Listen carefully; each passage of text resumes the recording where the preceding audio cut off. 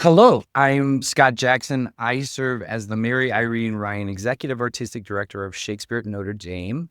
And welcome to our partnership with ThinkND entitled Shakespeare Impossibility, a series that explores the field of applied Shakespeare, which brings Shakespeare to new communities all across the world in innovative ways that brings the heart of these communities in dialogue with these extant works that have been with us for 400 and 500 years. Today, it is my great honor to bring to you Gina Trounstine. Gina is the first person to bring Shakespeare production into the carceral system. And by way of introduction, I'm going to read a bio here about Gina's work. Gina is an author, activist, and professor emerita at Middlesex Community College in Lowell, Massachusetts. Her seventh book and first fiction is Mother Love, and it's published by Concord Free Press. Just came out this past year. Her most recent work of nonfiction is Boy with a Knife, a story of murder, remorse, and a prisoner's fight for justice, which came out in 2016, which explores the true story of Carter Kane Reed and the injustice of sentencing juveniles to adult prisons. Trounstine worked at Framingham Women's Prison in Massachusetts for 10 years, where she directed 8 plays with prisoners. Her highly praised book about that work, Shakespeare Behind Bars, The Power of Drama in a Women's Prison, has been featured on NPR, The Connection, Here and Now, and in numerous print publications here and abroad. In addition, she's spoken around the world on women in prison. She's co-founded the Women's Branch of Changing Lives Through Literature, which is an award-winning alternative sentencing program featured in the New York Times and on the Today Show, and co-authored 2 books about the program. She published a book of poetry, Almost Home Free, and co-edited the New England bestseller, Why I'm Still Married, Women Write Their Hearts Out on Love, Lost Sex, and Who Does the Dishes. She's also on the steering committee of the Coalition for Effective Public Safety in Massachusetts. And she takes apart the criminal justice system brick by brick from magazines and blogs such as Dig Boston, Commonwealth Magazine, Boston Magazine, truthout.org, and the Huffington Post. And in 2018, she was invited to Italy and awarded the Gramsci International Award for Theater in Prison for her work in literature and theater for the past 30 years. Welcome, G. Thank you. Boy, I sound good on paper. Right, we sure do. You sound good everywhere. I guess to give our audience a certain idea of the project that we've been working on right now. Many may know, many may not, that Shakespeare Notre Dame is the founding organization of the Shakespeare in Prisons Network, an international, a loosely affiliated group of about 300 prison theater practitioners and organizations that are primarily using Shakespeare as a means toward self-actualization, re-engagement with self, and also just promoting a spirit of ensemblism and play in the most unlikely of settings in prisons across the world. Our last conference, the 4th Shakespeare in Prisons conference, which went online because of COVID, saw attendees from 27 U.S. states and 17 nations were featured. So this is truly a global phenomenon now. And if we trace the roots all the way back, and my contention that Gina's work at Framingham is the first model of Shakespeare in production that there was. There, in certain research, we see that the Royal Shakespeare Company had some kind of, what I want to say is that they brought productions in to a facility called Broadmoor in the UK, but it wasn't the prisoners actually performing Shakespeare. They were in the audience. They were part of a larger tour the RSC was conducting around the UK.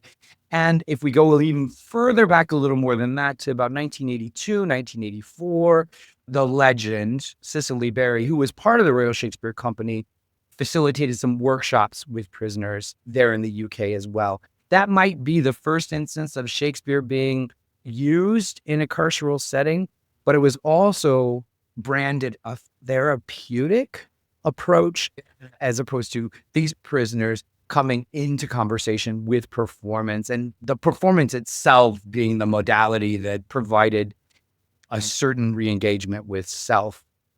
So my contention being, Jane is the founder of Shakespeare in Prison's work that today is now, like I said, stretching across the world. At least 17 different countries are engaging this work in some sort of way. So I would like to know, Jane, going back to the very beginnings of your program in the mid-'80s, how did it start? What was the call to you, and what was the reception by Framingham as you started your work there? Well, I was already in the prison teaching English classes, and I was teaching community college classes. I was actually a high school teacher, but as I detail in Shakespeare Behind Bars, I thought it was a step up, to teach a college class, even if it was in a prison. I had absolutely no idea about prisons. I had never really been exposed. I am not someone who had friends in prison, family in prison. I come from a very sort of typical upbringing, two parents. When I say typical, I mean standard in a sense, at least what used to be standard in this country, two parents, um, a brother, a sister. I was sort of a fairly upper middle class, but, played outside, did regular things, did not know the word prison, not part of my world. So I taught in the prison and I taught English classes. And one day, one of the women said to me, and this was Dolly, who said to me, Jean, the men have theater in prison and we don't. And of course, this was like a challenge to my feminism. And feminism was really just kind of coming into bloom at that period of time. And I thought to myself, I mean, this is not okay. The men were doing La Mancha and they had toured. And so I have a theater background. I trained as an actress. I had actually tried to be a professional actress and then decided I didn't like that life. I liked teaching more than the life of a professional actress. I thought, wow, maybe I'll do a play at Framingham. And having no idea what it entailed, no idea what play to do, I just said, okay, you can't do a play, I'll do one with you. That's how it began. It didn't begin with Shakespeare. It began with the notion of equality. Oh, that's fantastic. And then how did that evolve into, I guess was it Merchant of Venice was the Yeah. first Shakespeare? Really. And how it evolved to Shakespeare is, so I was teaching at Duxbury High School in Massachusetts, and I applied to go to Stratford for the summer to study Shakespeare as a high school teacher. It was a program, and the program was to see 24 plays in 8 weeks, which is my idea of a vacation. And I had to come up with a proposition. So I came up, and my brother helped me with this.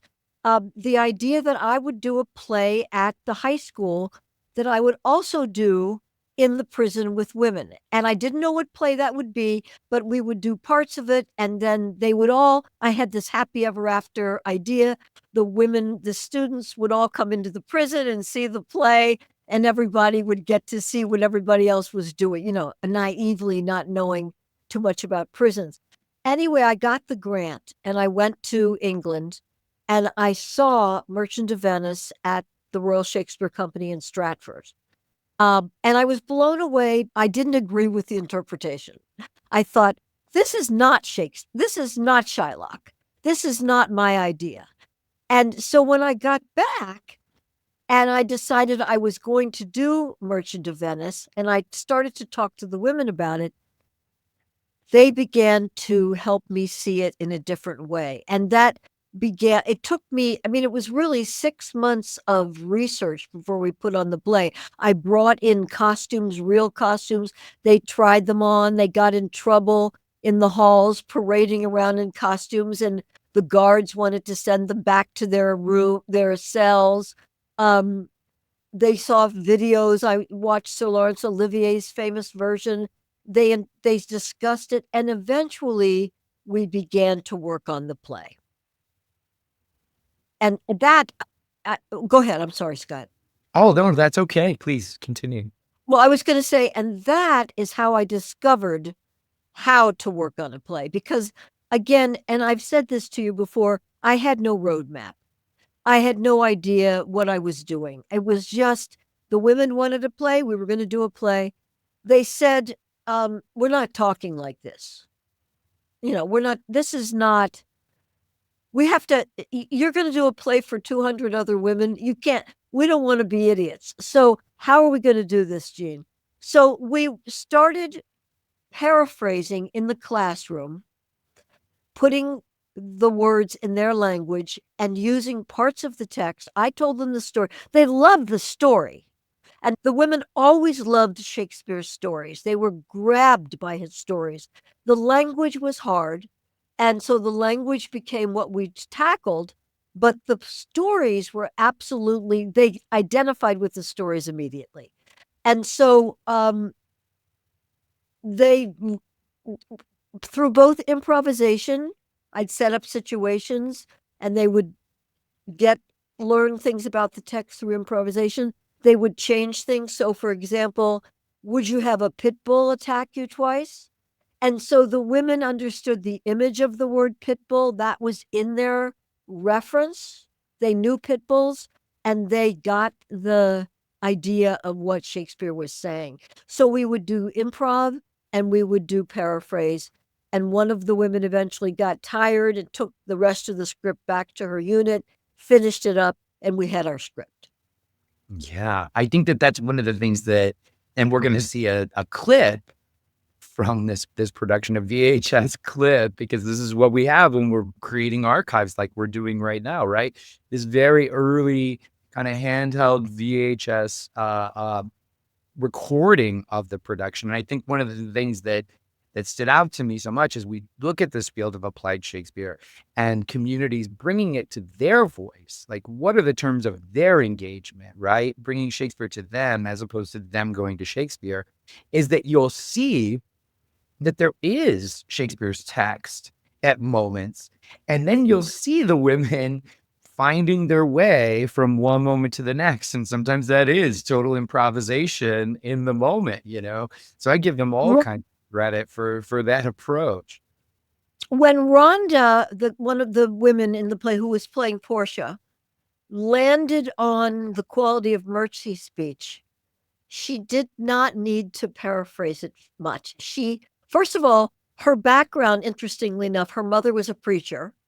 And so she came from a church background. And so when she starts in, and you'll see to say the quality of mercy is not strained, you see her beginning to preach. And you see her moving toward a congregation. And that was her way of grabbing onto the text. It became a ministerial experience for her. And for the rest of us, we were like, yeah, go Rhonda. But again, discovered.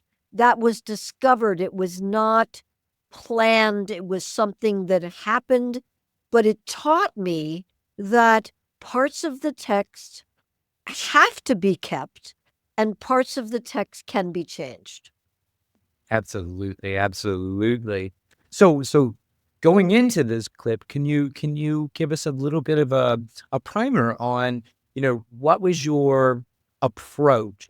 I know that this was set in New York, I think in the 1920s.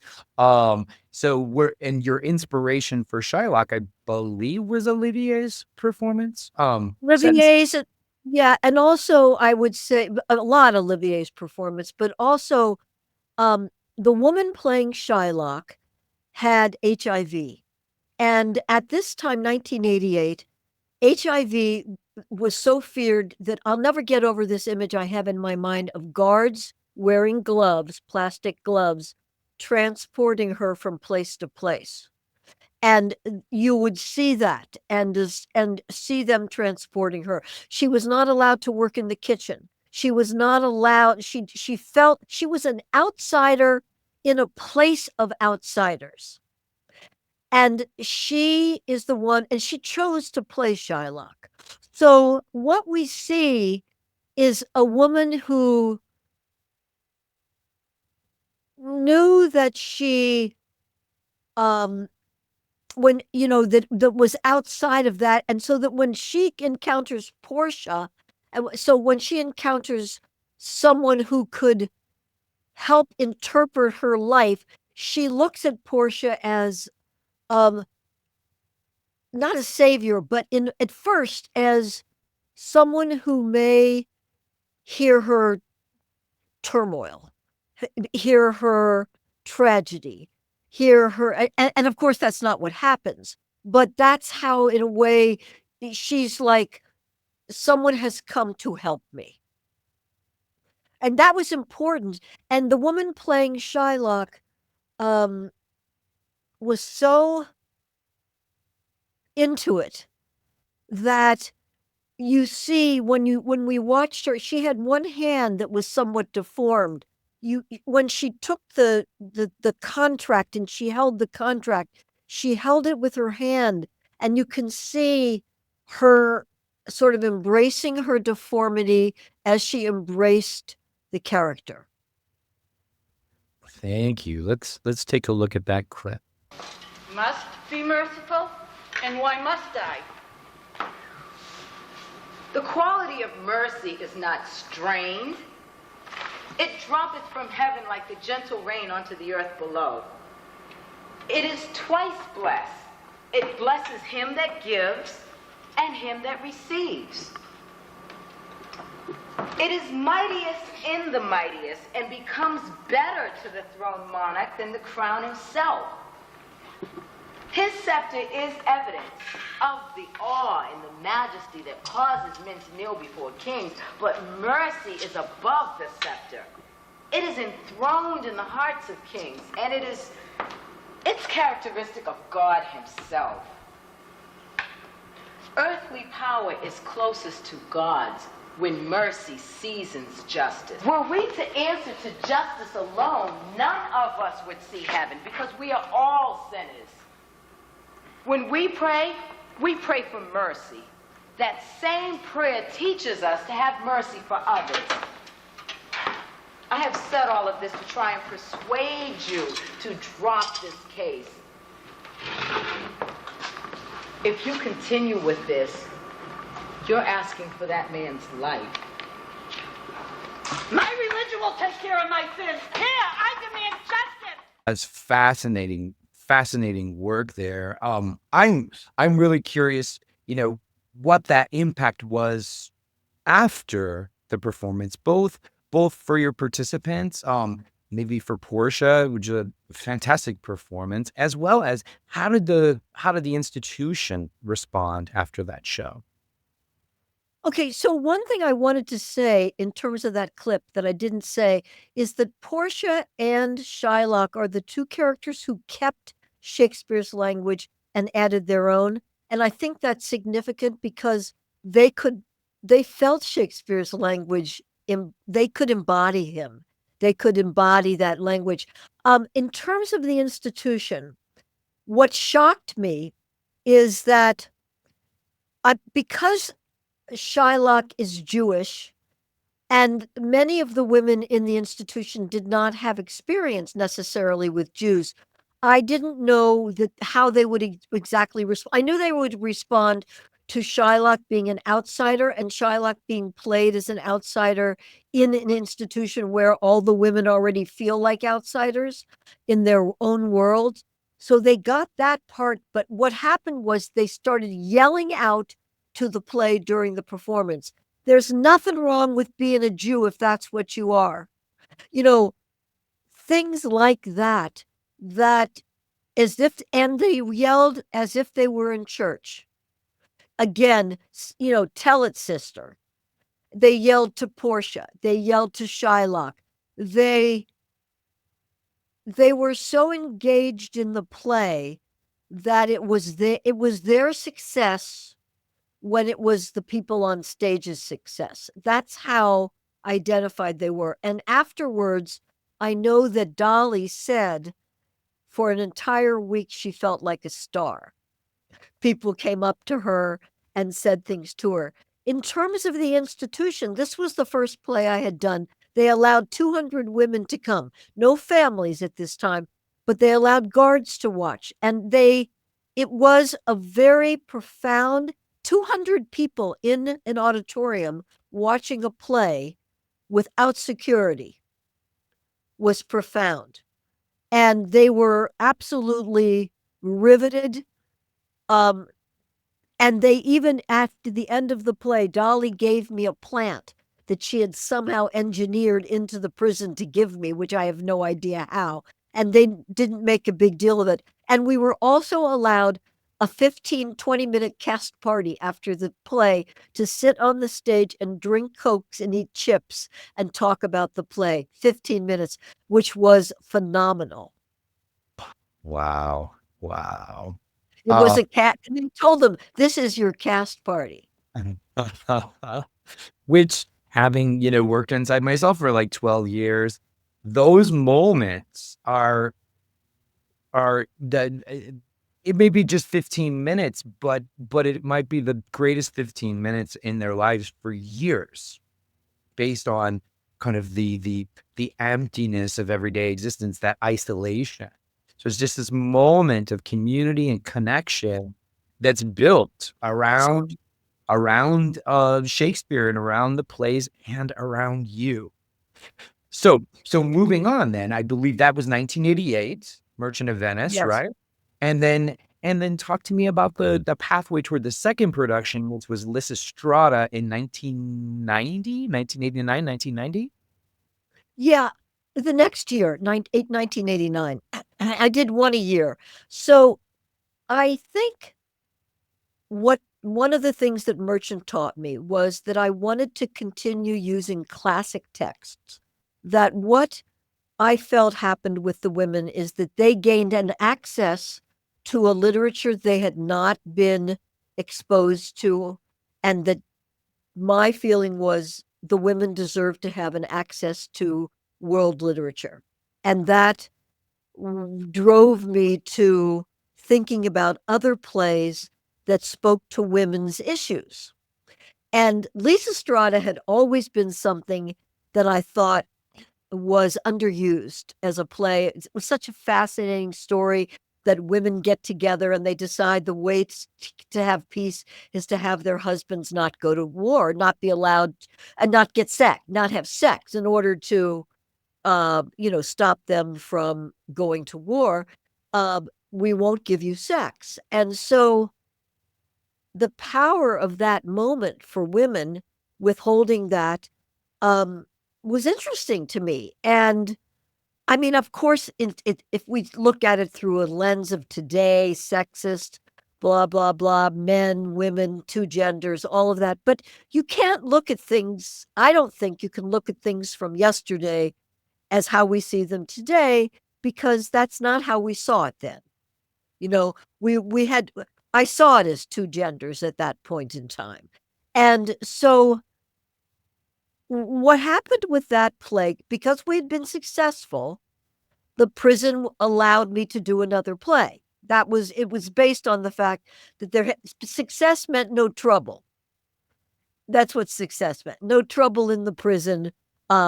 That's success from their point of view. So they allowed me to do another play, and I decided to do Lysistrata. And this time, the women were like, "You just look like Animal House, Jean. Are you kidding?" And they said, "We're not wearing togas. We are not wearing togas. We are not doing that." And so what was interesting is I set this play, and I had a because I got a grant from the Mass Foundation of Humanities. I got several grants from them, and they were incredibly helpful because they got scholars of the different periods of time.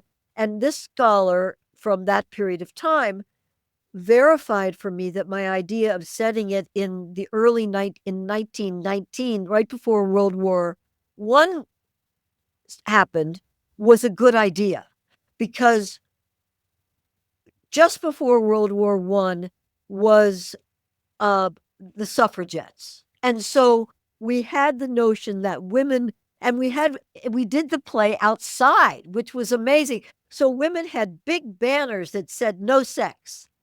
And they had bullhorns, and they were dressed gorgeously, like in, 1918, 1920 costumes. And they got to play dress up in their minds. I mean, they were in dress up costumes and red and blue and vibrant and banners, and still with the idea that they were we had a translated script withholding sex. So that's how that came to be. And in this production, and I can't remember how this happened, we added song. So that we had the song, Won't You Come Home, Bill Bailey? And the women sang that song, which of course is an old, a war song, Won't You Come Home, Bill Bailey? But it was so ironic in terms of they had parasols, twirling the parasols, dancing. It was magical. It really was. So that was a lot of fun. And one thing I want to say, the other thing, the freedom of this production, which we never recaptured again, we had a man, one of the soldiers in the play, who had a hard-on and a permanent hard-on. So we had essentially a dildo. And he had a permanent hard-on. And that was, mind-blowing to be doing this in a prison for an audience, sort of making fun of what would happen if, the men couldn't, have sex with their wives. Yes, that was, and the curtain call was very memorable because of a moment and a little bit of something that happened with that. So you had said in the lead up to that this was a translated script. Is this your first collaboration with Joyce Van Dyke and Lysistrata, or did that come later? Joyce Van Dyke was my first collaboration with Joyce was later. This was with Larry. I'm going to forget his last name. Larry Rosenblum. He was anyway. This was with a Wellesley scholar. Also, Joyce worked with me on Taming on Rapture. On A Merchant of Venice. She did work with me on that. She didn't do anything with the script, but I talked to her about the production. I had lots of conversations about it. She didn't do any script adaptation till later. Larry didn't do a script adaptation, but he read the script and he made some suggestions on the script. Oh, great. Well, let's take a look at Lysistrata. Unfortunately, the existing copy of that, again, this one was a little bit compromised, so we kind of had to find the moments and just give a certain sense of what that production was like, the spirit of it. Like you said, the costuming is wonderful, and so I think we're gonna see a little bit of Bill Bailey here. I'm home. I'm on the whole night long. I'll do the cooking, honey. I'll pay the rent. I know I've done you wrong. Inside to join your wife to supper, you must perform the same usual song and dance. Then we'll open our baskets to you, and all we have is yours. But you must promise upright good behavior from this day on. Each man home with his woman. When you hear the bells go ding-a-ling, all join in, and only you must sing it. When the war is done, our voices we will raise. There'll be a hot time in the whole town tonight. When you hear the bells go ding-a-ling, all join in, and loudly you must sing. And when the war is done, our voices we will raise. There'll be a hot time in the whole town tonight. So coming out of that, one of the questions I had, this one, was it performed outside? How did the performance manifest with Lysistrata? Well, the outside performance was interesting. I mean, I had one of the things, there was a lot of chaos, in a way. We would be rehearsing outside and people would be passing by and yelling and doing things but I cannot remember how we decided to perform outside. I think it was just because I don't know. There was somebody suggested it. I cannot remember that, but it was allowed and it made sense because we were able to use like the door from the gym for entrances and people could come rushing out the door and they could come also walking down what looked like a sidewalk and walking here and there. And the prison setting, so it was in front of the prison setting and it was sort of trees and grass and pretty and a bench and the women could sit on the bench. So that never happened again, but they didn't give me trouble about that. There was trouble because one woman did something in her unit and got taken out of our production 3 days before the play was supposed to be put on, and they wouldn't let her. They made her go to solitary. I tried to get her out. They got mad at me for trying to get her out. They wouldn't let people come into the play. There was a lot of hassle around the production, but people stepped up. The stage manager played a part and she memorized things best she could. I mean, it was like what happens in the real world. And they loved that they were in the real world, doing what the real world does, making do when they are needed for a production. And that, I think, was also a lesson, a learning for them. Well, apparently there wasn't too much trouble because they let you back to do another show the next year, which I think the adaptation of The Scarlet Letter, even though we're supposed to be talking about Shakespeare or whatever, I feel like this was the most unique production of Scarlet Letter that I've ever experienced. And now I guess we're into 1990.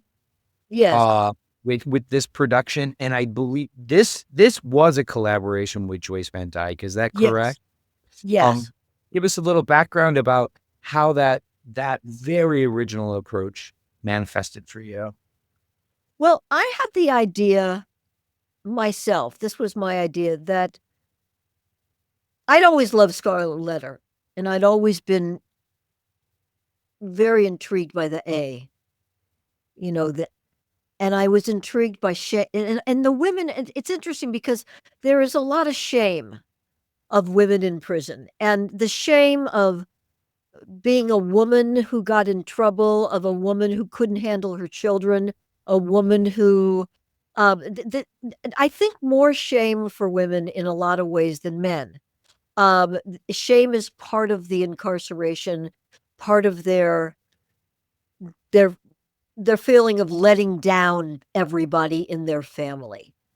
And that shame, I think, manifests itself, of course, in the sense of adultery, although in Hawthorne's play, Hester's shame is not as pronounced as the town would like it to be, but there is still shame in having lust and shame in going at, it's a woman doing that is so much more looked down upon, and still today, than a man.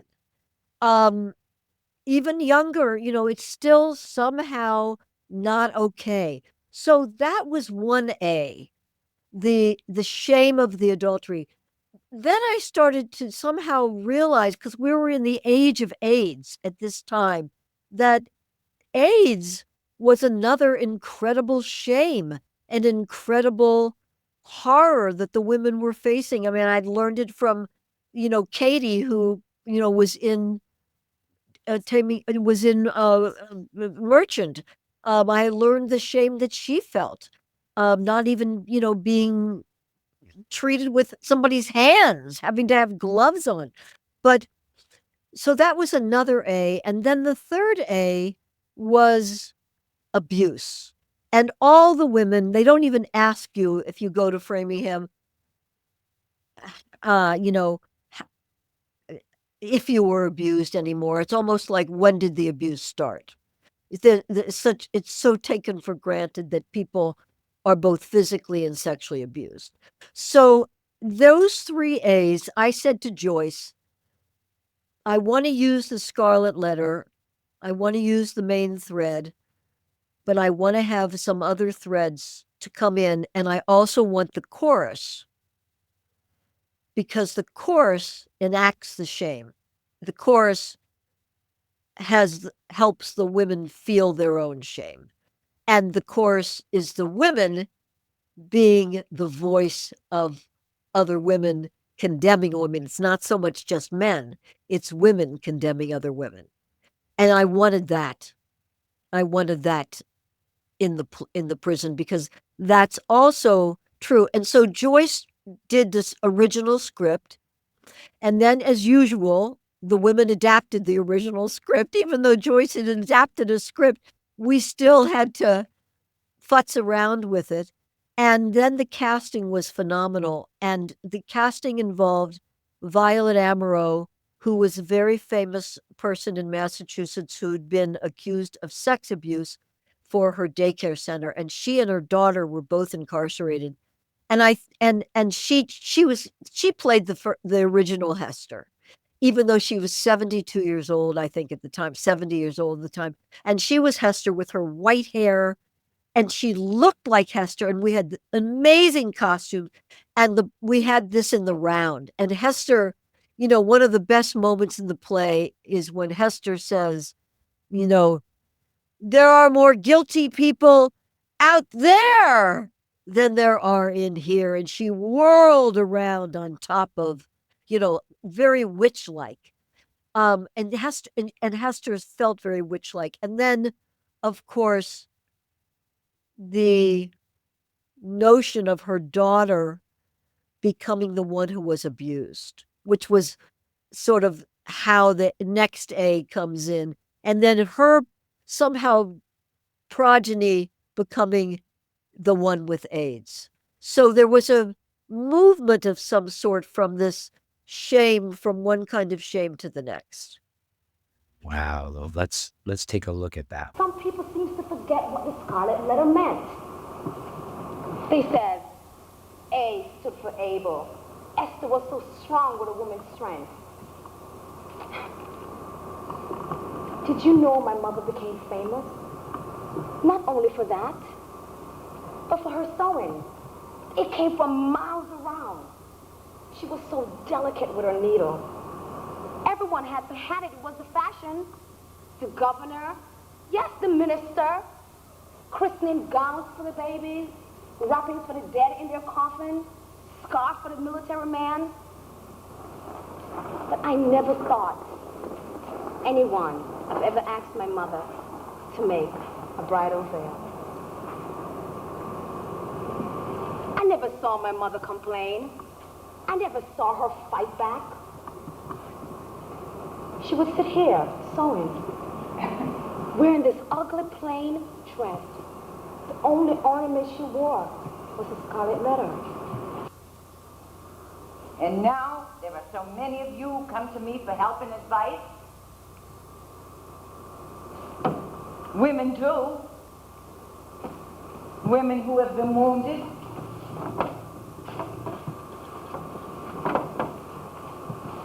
Or wrong. Women whose lives have been wasted.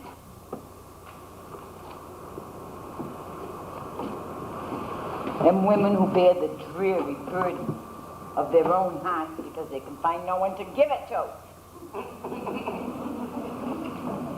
They also come to me, asking why they are so wretched and what is the remedy. I tell them that there are more guilty people out there than there are in here.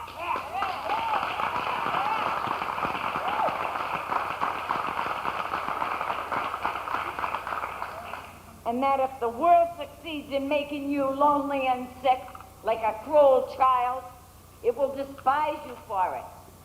I think, between the Scarlet Letter and the production that we're going to talk about next, Rap Shrew, these just seem to me to be when you had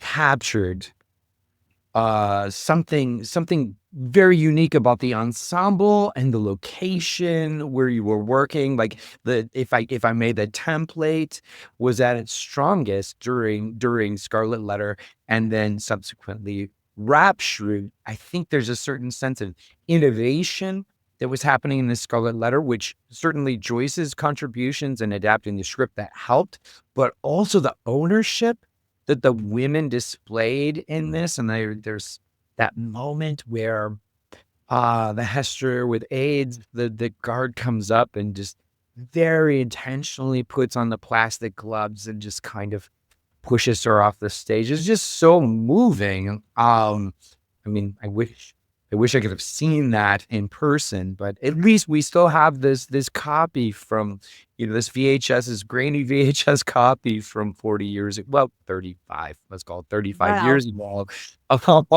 to preserve that moment. So after that performance, which was quite serious and quite profound, it seems like the whole process of Rap Shrew was all about joy and celebration and bringing Shakespeare in conversation with hip hop. Why don't you tell us about the origin of that project and Wow, you really you nailed it, Scott. That's exactly. I mean, we needed joy. I don't really remember the world in 1991 and 2, but I do remember that we needed to. I mean, there were a lot of people in Scarlet Letter, and I had a lot of people in Rap Shrew. That was when the ensemble was the largest, and in both of those shows, we used bits of Spanish because there were lots of Spanish-speaking people, and we the whole multicultural nature of the project sort of grew in that time. With Rap Shrew, Joyce again helped. She wrote I gave her music. I mean, I chose songs that I wanted to use, and she helped write the rap lyrics for, like, we used, It Takes Two to Make a Thing Go Right from that song. And what was interesting is that, the women had trouble saying all the language. And so I had to help them with the rap. I mean, of course, they had choreographed the dancing, and one of the women choreographed dancing. So there was dancing and rap and music. And I think it was interesting in that to figure out our interpretation of Kate, because that was a lot of fun. And the woman who was playing Kate, interestingly enough, she had been in the production. I can't remember when we also did a production of Waiting for Lefty. She was in that too.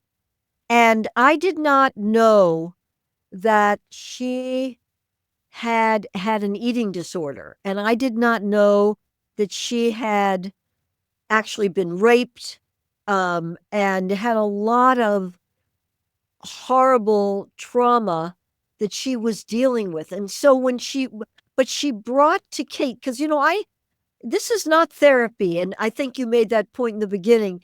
People will have their therapy. I mean, they all had trauma, all of these women, incredible trauma. And they brought the trauma, but they didn't use the trauma as a crutch. They didn't use the trauma as anything but to fuel their art, which I think is what great artists do. And they learned that, I can use my pain to fuel my art. And Kate, when she came to her interpretation of, when the woman playing Kate came to her interpretation of Kate, and in our production, we called the Petruchio Truck T, and it took place in LA. Kate saw how manipulative she could be, how clever she could be, but she really thought she had the upper hand. And she took that interpretation of Kate and allowed herself to be sort of seen as being manipulated, but she did not feel she was manipulated. So we were, some people didn't agree with my interpretation of it, but I felt it was a feminist interpretation. I felt that it did give you don't have the best of me, even if I understand that men need to be sort of cajoled. Men need to be treated certain ways. And that was what our Kate did. Now, I want to say one other thing about this was interesting. The woman who played Truck T had something called sexual seizures. And these were seizures that she had. And when she came to, she had a regular seizure that looked like epilepsy. And when she came to, she was sexually attracted to whoever she saw immediately before her. Yes, absolutely bizarre. So we had to worry a little bit that she might have a seizure during the show and something could happen. She didn't. And I kind of knew she would hold it together. I don't know why I knew that. Maybe because I understand so deeply from my own personal experience. My first play I was ever in, I got poison ivy, and I had poison ivy. I was 10 years old, all over my whole body. And I went out under the lights and I didn't feel how horrible it was until I got off stage. And then I knew I had poison ivy at 10 years old. And I somehow knew that our character, Kate, would not have a sexual seizure during the show. And she didn't. Wow. Sometimes adrenaline is a good thing, right? I know that I've had my experiences too over the years where I was injured or not feeling well. I even one time had food poisoning and had to go do the show, and I was just out on stage. I was fine. I turned around, went off stage, and it wasn't pretty. And then I turned around, back on stage, get it together. So it is kind of crazy sometimes how performance and that the stress of that performance kind of takes you out of whatever physical malady you may be experiencing, pushes you in the moment. But as soon as you come off stage, it's 10 times worse. So I'm Could I say another thing about the Shrews a minute? The Shrews were the rap group. We called them the Shrews, and they had hats, and it said Shrew, which was also part of our humor at, making fun of women who were shrews. And I want to say that there is one woman now who is out and in Massachusetts. Her name is Angie Jefferson. She was in the play. She wouldn't mind me saying this. She's very proud of it. And she has yet to see this. And one of the things I'm going to do is have her over and let her see herself, 30 years ago doing this production, which, she's working, she's in the community. She will be blown away. Wow. Well, let's take a look at Rap Shoes. This is 1992's production. Good Lord, look how bright the moon shines. The moon? It's the sun. It's not nighttime now. It's the moon that shines so bright. I know, it's the sun. If I say it's the moon, it's the moon. If I say it's the stars, it's the stars. Whatever I say goes. I got a master class. I'll buy myself details to play. And by the way, fuck the want to work. Fuck yeah, the heck you are. Get a job, now you want to fuck. Kay says I got a mind. Puff says that's not the only kind of skills you need. Anyway, Kay, you got a job. Being my mate.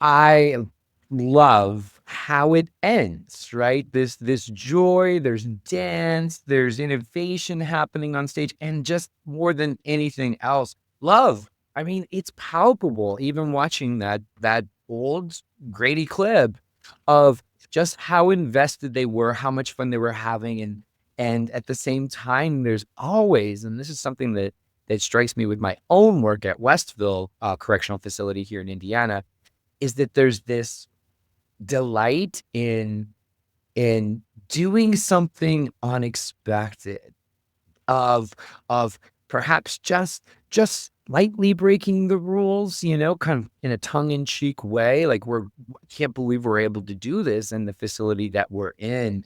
And it just promotes this joy that for me, that's what theater is about. Sometimes we see some really depressing, dark things, but there's a certain connection that is light, and I'll call that joy, for lack of a better term right now. But that is exactly what I saw at the end of that clip there. So that's 1992. And then, for the purposes of just keeping this to about an hour or so, there are quite a few plays that you did over this decade at Framingham that we aren't necessarily exploring.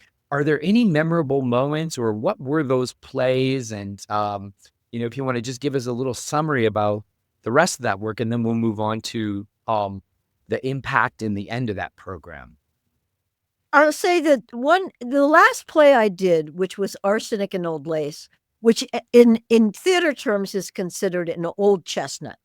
It's like one of those things, at least I thought, you could never go wrong, with Arsenic and Old Lace. So the way that came to be is that I had wanted to do an adaptation of Their Eyes Were Watching God by Zora Neale Hurston. And I was going to do that play and have 8 women play Janie. And Janie, and it's a story of abuse. And Janie would tell her story of overcoming abuse and why she had to, how she was in love with this man and blah, blah, blah, blah, whatever happened. That was going to be 8 stories. And the prison got word of that, and they said it's too racial. Those were their terms. It's too racial, which of course makes no sense, but that's what they said. So you can't do that play. They had never told me I couldn't do something before. But now, as we are moving toward more and more lock them up and throw away the key, more and more punitive, more and more of this, the whole world of prison is changing. They're starting to watch, Gene, you can do a play.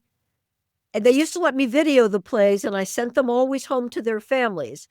This time they said, you can do a play, but you can't send it home. You can video it so you have a record of it, but you can't send it. But you can't do Their Eyes Were Watching God. I said, okay, I'll do Arsenic and Old Lace. So I gave them the script. Of course, they didn't read it, but, I gave them the script and told them, they said, fine. And so this was part of my nature of, like, as I used to do things like wear a gold chain in under my turtleneck so they didn't know I had a gold chain and didn't catch it in the trap. I would do I had a sort of FU kind of, I couldn't help myself with a certain amount of, you think you're going to tell me what I can't do? Let me show you how you cannot tell me what I can't do. So with an Arsenic and Old Lace, I cast the sisters. They're 2 sisters, and they get rid of these men who are horrible to they think the men are horrible to the community, and they get rid of them and put them in their basement, i.e. kill them and put them in their basement. And I'm quite convinced that they were murdering people and putting them in the basement. Now, I've been doing this in a prison, number 1. And number 2, so I cast it, 1 sister white and 1 sister black. And so that is how I can. So until the prison came to see the production, they didn't know that, number 1. And number 2, I had to have, because they're cops that come into the thing, when they find out dead people in the basement, I had to have correction officer uniforms. And so some of the cast members are dressed up as cops, which also is like a no-no in the prison. So they didn't know this was happening. They made me count every safety pin. They made me count everything I brought in. But they were a little appalled because they had said to me, we can do this as long as it's fluff. And once it's not fluff, uh-oh. So that was my last production that I did in the prison. Partly also because one of the women took the video, showed it at her halfway house.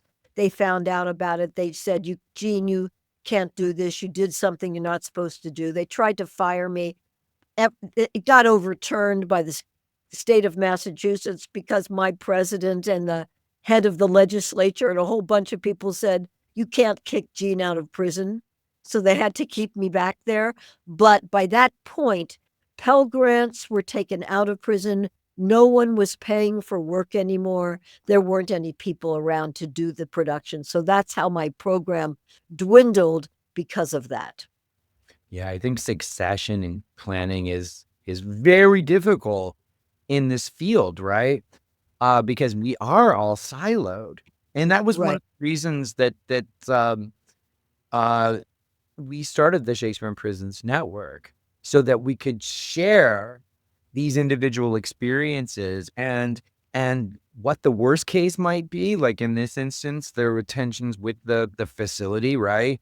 Which, as prison theater practitioners, we know that 50% of this gig is like navigating the prison administration, because things change every time you're coming in, every time you're going out, depending on, who's running the shakedown, and they might want to see what's inside your mouth, or, others that might miss the gold chain around your neck, right? But there is that certain inconsistency, even in rehearsal. I know I've gone in and there was a fight or something, not on my watch, but there was a fight on the floor, and the guys lost their commissary privileges and haven't had sugar in like 5 days. So they just get kind of like zombies in my classroom, right? So there's anything but predictability in the field.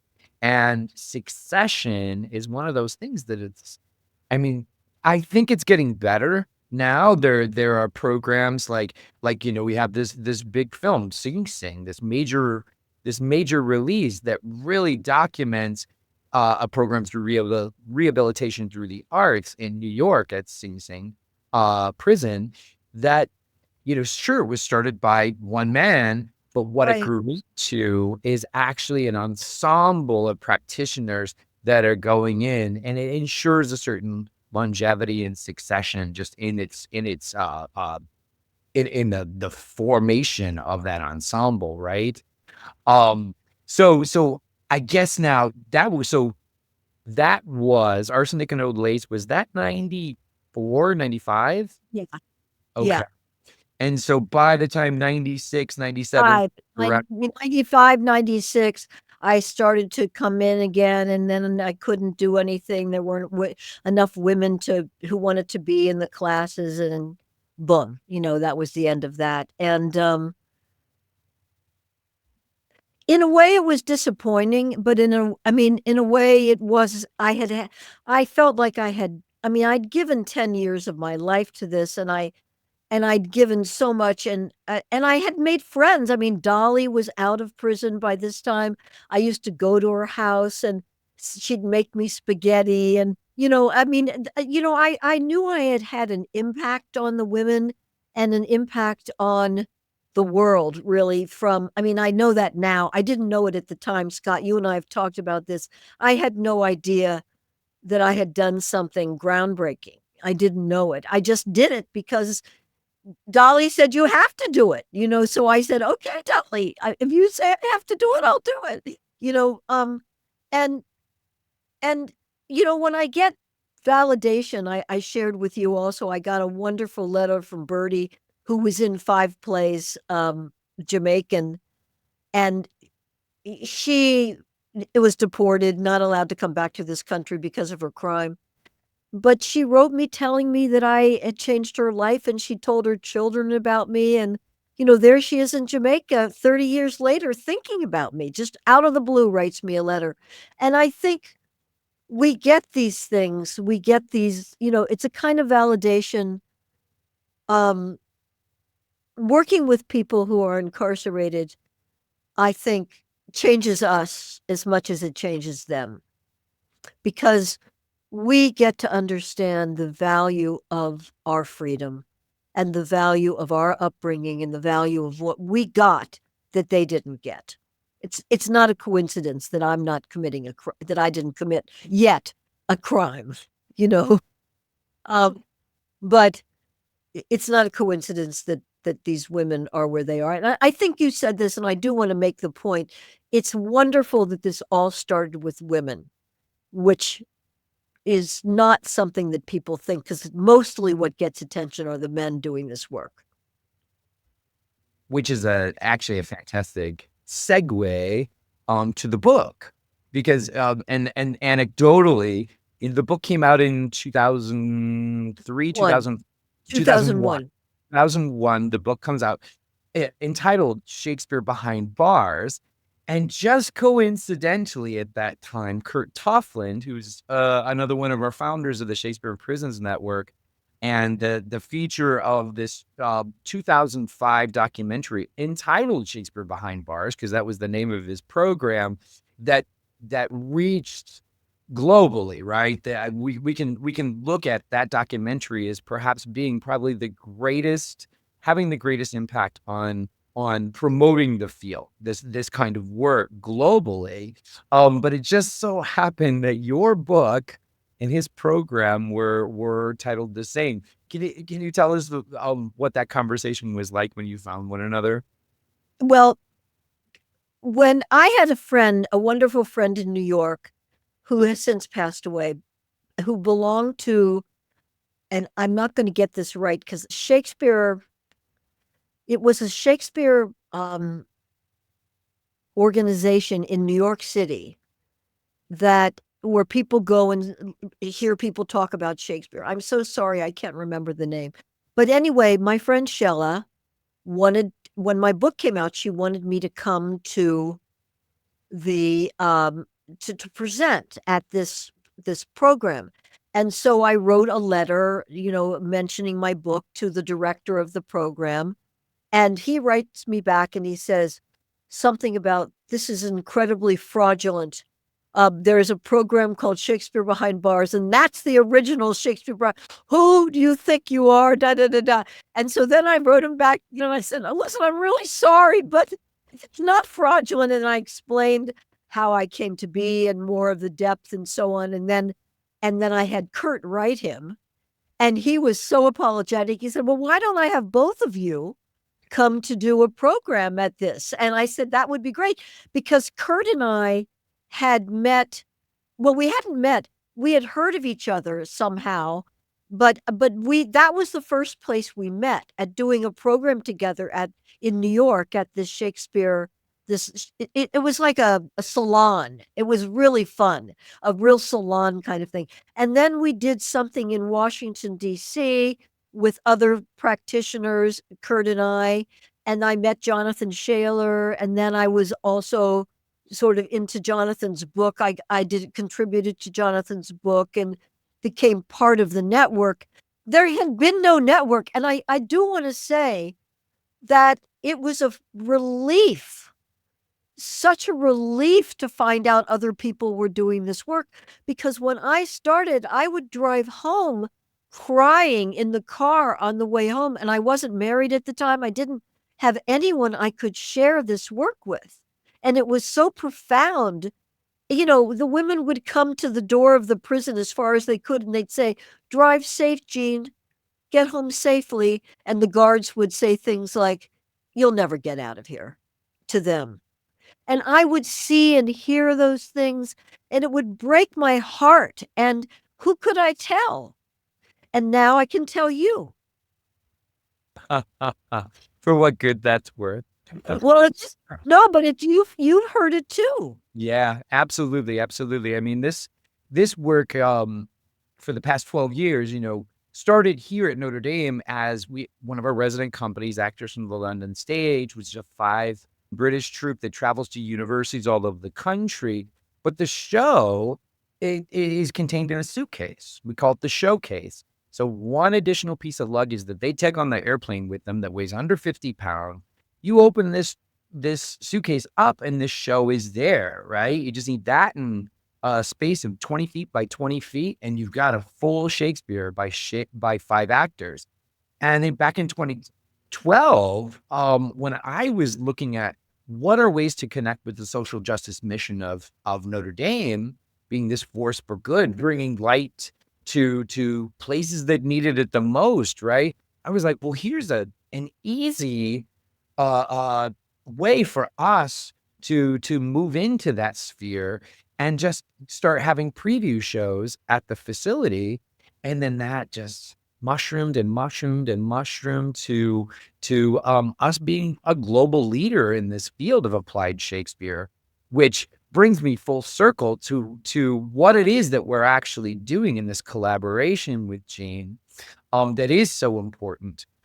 Being a producer myself, having run companies that didn't do anything for the archive in their early years, right? And there's just such jewels missing from the archival history of these producing companies. Well, I didn't want that to happen with the field of what is now known as applied Shakespeare. This is a subfield of academic study in at the Shakespeare Association of America. This is one of the arms, the burgeoning arms of the ways that we produce and look at theater as a social utility for the Shakespeare Theater Association, which I just became the president of last weekend for the next 2 years. So pushing this work forward.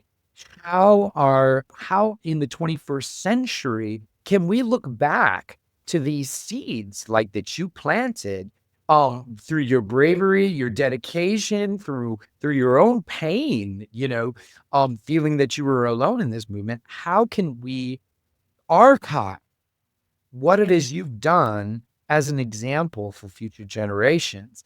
And so this piece that we're talking about right now is kind of the culmination of a long belabored process that we've asked you to undertake of getting together the ephemera from these productions, getting together the writings that you did in the ensuing years, getting together all of your materials that you think best represent this program at Framingham, and putting them into a formal archive with Shakespeare at Notre Dame, which becomes the first collection in a research library of applied Shakespeare, and setting this template together. And I'm so happy that over the course of this process, we have been able to locate you in the history of this movement. And I really don't have any doubt that you're the first one to do it. And I'm so glad it happened at Framingham. And I'm so glad that it happened with women. So that's the culmination of this year or two that we've been working on this. And then we're going to present that work even more broadly as the archive is officially transferred here to Notre Dame. So I would think we should probably leave that there. But I would love, if there's anything in closing that you would like to say, the overall impact of your work on yourself, on the facility, on the field in general, what you're seeing happening today in 2025, et cetera, please. Oh, boy. Well, I have two thoughts. One is that this, of course, changed my life. Changed my life because, and again, I didn't know it would change my life, but it changed my life because I have dedicated my life to bringing the truths of people who are incarcerated to the world, to bringing those truths to the world, whether it's through theater or writing or whatever I do, through anything. That's one thing I want to say. But the second thing is that it's not coincidental that Shakespeare was the motivator for so many people. And I want to say how Shakespeare, when I first started doing this, I had a dream about Shakespeare, that we were having lunch and he had salad. I didn't, but I remember asking him, and I remember that I somehow understood through this lunch that this was what he wanted. that somehow his work goes so beyond